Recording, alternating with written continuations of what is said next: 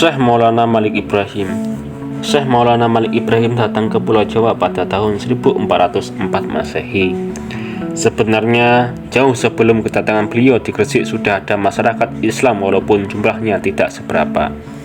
Hal ini dapat dibuktikan dengan adanya batu nisan seorang wanita bernama Fatimah binti Maimun bin Hibatullah yang wafat pada tahun 475 Hijriah atau tahun 1082 Masehi. Syekh Maulana Malik Ibrahim yang wafat pada tahun 1419 adalah seorang ahli tata negara yang ulung. Inskripsi yang terdapat pada batu nisan beliau menunjukkan hal itu. Huruf-huruf pada batu nisan itu adalah huruf Arab. Terjemahannya dalam bahasa Indonesia kurang lebih demikian. Inilah makam almarhum Al-Mahfur yang berharap rahmat Tuhan, kebanggaan para pangeran, sendi para sultan dan para menteri, penolong para fakir dan miskin yang berbahagia lagi syahid, cemerlangnya simbol negara dan agama. Malik Ibrahim yang terkenal dengan kakek bantal, Allah meliputinya dengan rahmatnya dan keridhoannya dan dimasukkan ke dalam surga. Telah wafat pada hari Senin 12 Rabiul Awal tahun 822 Hijriah.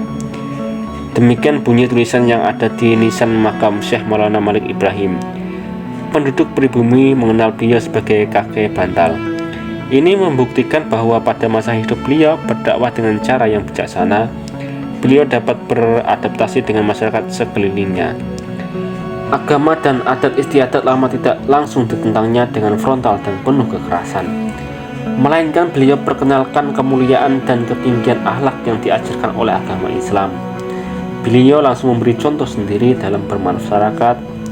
Tutur bahasanya sopan, lemah lembut, santun pada fakir miskin, hormat pada yang lebih tua dan menyayangi kaum muda. Dengan cara itu, sedikit demi sedikit banyak juga rakyat Jawa yang mulai tertarik pada agama Islam dan pada akhirnya mereka menjadi pemeluk agama Islam yang teguh. Pada masa itu, kerajaan yang terbesar di Pulau Jawa adalah Kerajaan Majapahit.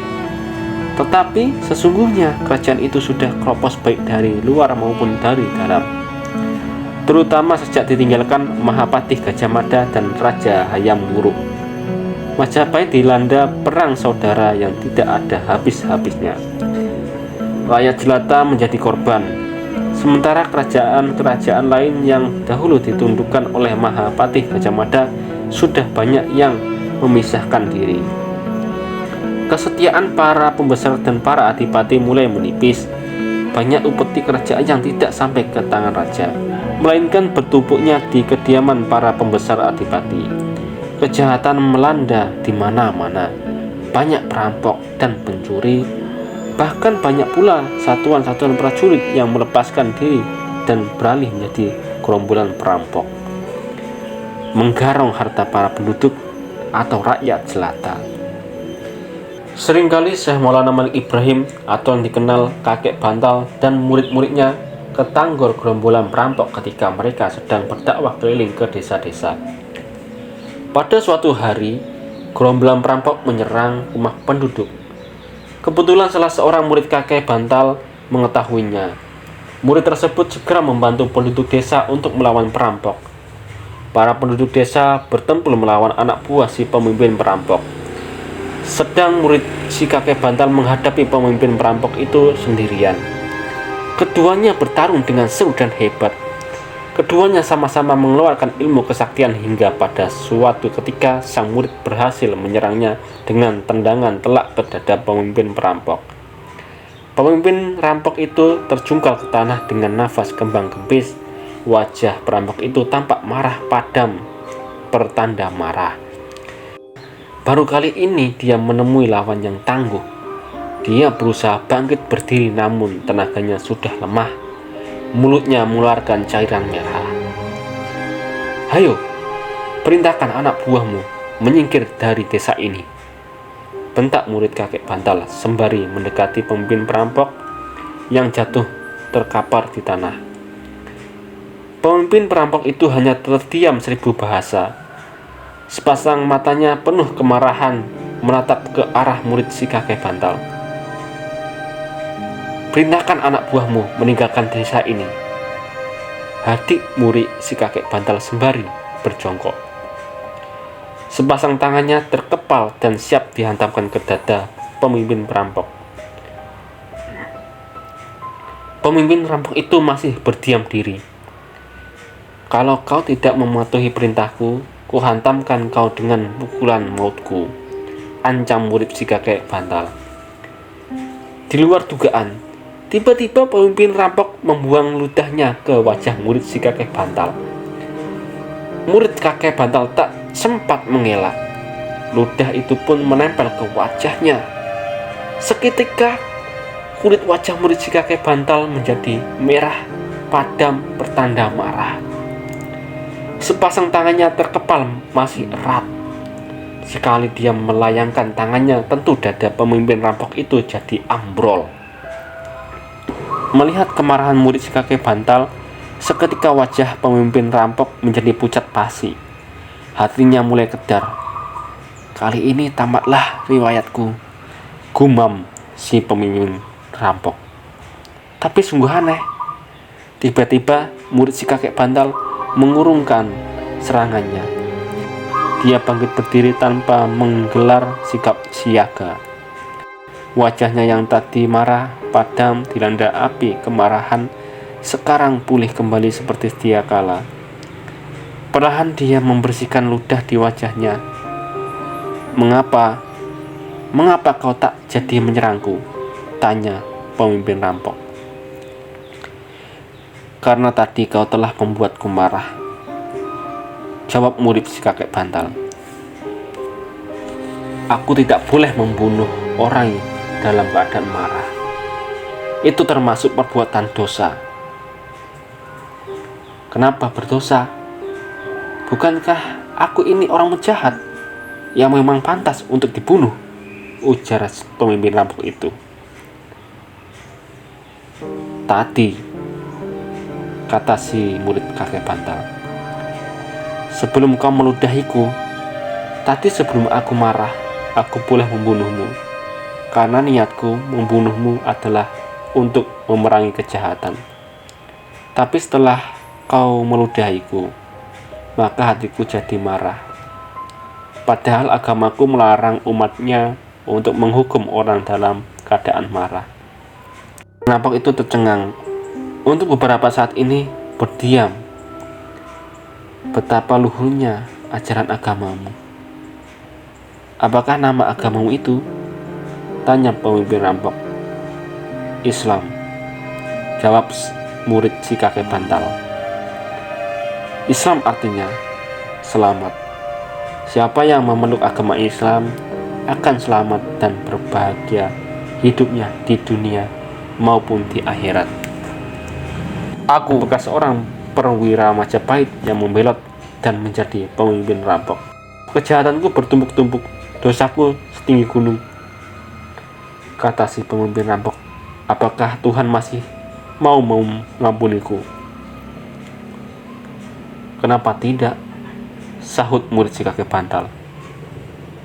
"Walaupun dosamu setinggi langit dan sepenuh bumi, kalau kau mau masuk agama Islam, bertobat secara sungguh-sungguh, artinya kau tidak akan mengulang kejahatanmu, maka Tuhan akan mengampunimu.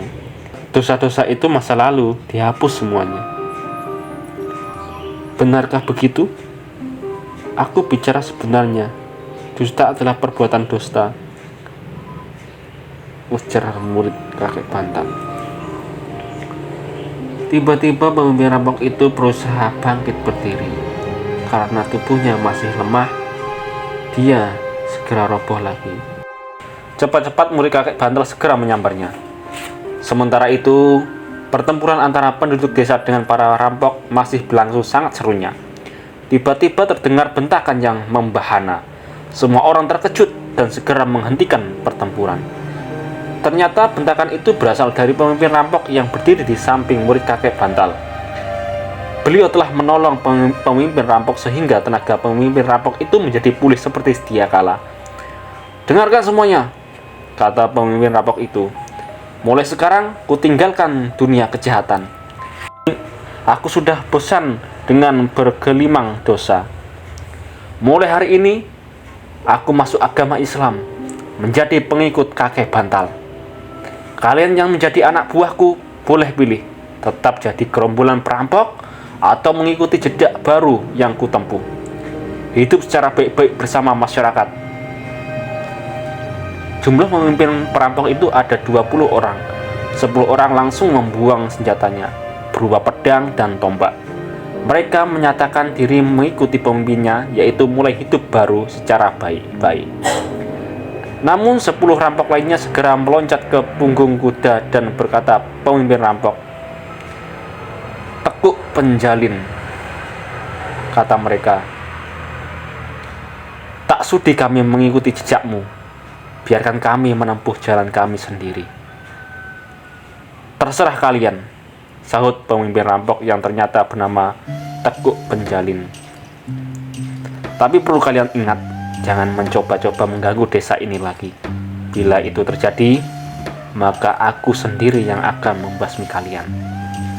10 orang yang sudah naik ke punggung kuda itu tidak menjawab, melainkan langsung menggerebek kudanya berlari kencang ke luar desa. Beberapa orang penduduk desa yang masih merasa geram segera menandang dan memukuli 10 perampok yang duduk bersimpuh di atas tanah tanpa memegang senjata. Murid kakek bantal segera membentak penduduk desa itu, "Hentikan! Tidak pantas menyerang orang yang sudah menyerahkan diri. Mereka sudah sering membuat kami menderita," protes para penduduk. "Sekarang mereka menjadi utusanku," sahut murid kakek bantal. Murid kakek bantal kemudian mengajak Ki Tekuk Penjalin dan anak buahnya pergi dari desa itu. Demikianlah salah satu contoh ajaran dakwah yang dilaksanakan kakek bantal dan murid-muridnya. Mereka sangat toleran terhadap kepentingan pribadi, patuh terhadap perintah agama, dan teguh dalam menjalani kemungkaran. Sebagai besar penduduk Jawa yang masuk Islam adalah dari kalangan rakyat biasa. Mereka tergolong dari kasta Brahmana, biasanya enggan menyingkir dari tempat-tempat sunyi. Di antaranya mereka ke Tengger dan Pulai Bali. Ini dapat mengerti karena kalangan Brahmana tidak dapat bergaul sederajat dengan kasta Waisya atau Sudra, yang kedudukannya dianggap lebih rendah dan hina. Dengan masuknya Islam berarti mereka merasa dicopot kedudukannya dari derajat yang lebih tinggi karena Islam tidak membeda-bedakan umatnya. Tak dapat dipungkiri lagi bahwa Islam datang ke Indonesia ini adalah dengan jalan damai, tidak seperti agama Nasrani yang datang ke Nusantara dengan kaum penjajah. Menurut berbagai penyelidikan, agama Islam tersier ke seluruh tanah Jawa dan Nusantara ini dengan jalan damai karena alasan beberapa hal, yaitu: 1. Pola penyiar agama Islam yang datang mula-mula adalah para pedagang dan ahli sufi dan para wali. Yang kedua, para mubalik itu menggunakan metode dakwah yang tepat sasaran, yaitu sebagai tersebut dalam Al-Quran yang berbunyi, "Hendaklah engkau ajak orang ke jalan Allah dengan hikmah atau kebijaksanaan, dengan peringatan-peringatan yang ramah serta bertukar pikiran dengan mereka dengan cara yang sebaik-baiknya." Quran Surat An-Nahl ayat 125. Yang ketiga, para mubalik Islam tersebut dapat menyelami dan memahami watak dan jiwa bangsa Indonesia. 4. Sifat toleransi dari bangsa Indonesia itu sendiri yang dapat menerima setiap yang datang dari luar, kemudian disesuaikan dengan kepribadian sendiri. Yang kelima, penyiaran Islam di Jawa sebagai besar melalui saluran tasawuf atau metafisika. Yang keenam, dengan jalan mengawinkan kepercayaan lama dengan kepercayaan baru. Inilah yang menyebabkan agama Islam dapat tersiar dengan damai. Sekarang agama Islam sudah tersiar ke seluruh Indonesia, adalah menjadi tugas sarjana-sarjana Islam untuk meluruskan Islam dari berbagai hal yang berbau tahayul dengan cara yang bijaksana tanpa menuding peran wali yang telah menyebarkan dan memperkenalkan Islam kepada penduduk Nusantara. Setiap zaman ada tantangannya, ibarat hutan. Para wali telah membebatnya dan menjadikannya sebagai tempat tinggal yang nyaman. adalah generasi berikutnya yang harus menyempurnakan pekerjaan para wali tersebut. Terima kasih.